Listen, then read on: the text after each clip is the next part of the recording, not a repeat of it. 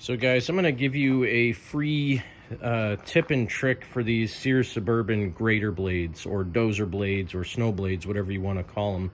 If they don't lift far enough, there's a couple things you can do.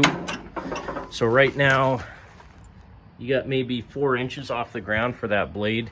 There's a couple things you got to check. One, these bolts usually waller out the holes in there, so there's a lot of play in those bolts on the top of the plow.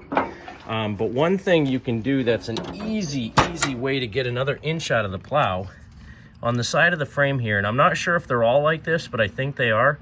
On the side of the frame here, there's 2 holes.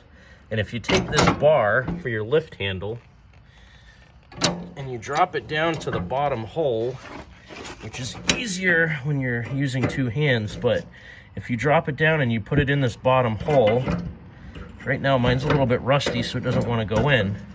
There you go. It'll give you more lift. Now look at how high it lifts. You got, I don't know, 5.5, 6 inches off the ground.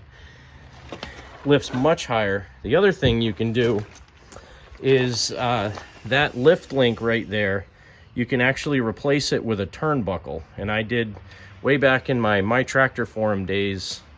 I used to do all kinds of tips and tricks on there, and you could actually shorten that thing up with a turnbuckle. You put bolts in both ends of it, and then you can crank it up, and it'll shorten that link as much as you possibly can until stuff starts to bind out.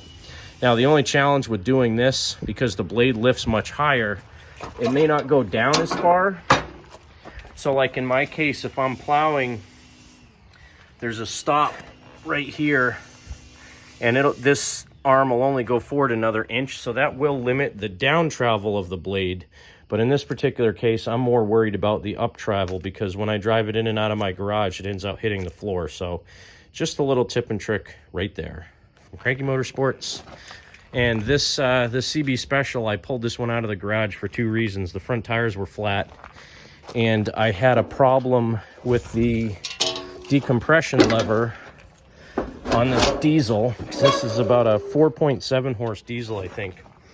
So this decompression lever, there's a little spring on here, and the little end of it that actually sticks into the motor to allow it to spring back, that little end right there had broken off. So if you take this screw out, this little arm pulls out of the motor. I took the spring off, and I just bent the end of the spring back out at a 90-degree angle, shoved it back on with some tension. Now it works perfectly fine. So if that spring doesn't pop this arm back up, you can push it down and it'll keep your exhaust valve open. When you crank the motor over, it'll never fire. So this has to be able to spring back up on its own. So that was another easy fix. So right off the bat, in about a half an hour, I fixed 3 problems with this tractor, pumped the tires up, fix the plow height, and fix the decompression lever. So again, it just shows if you just spend a little bit of time now and then, you can get a lot of stuff fixed.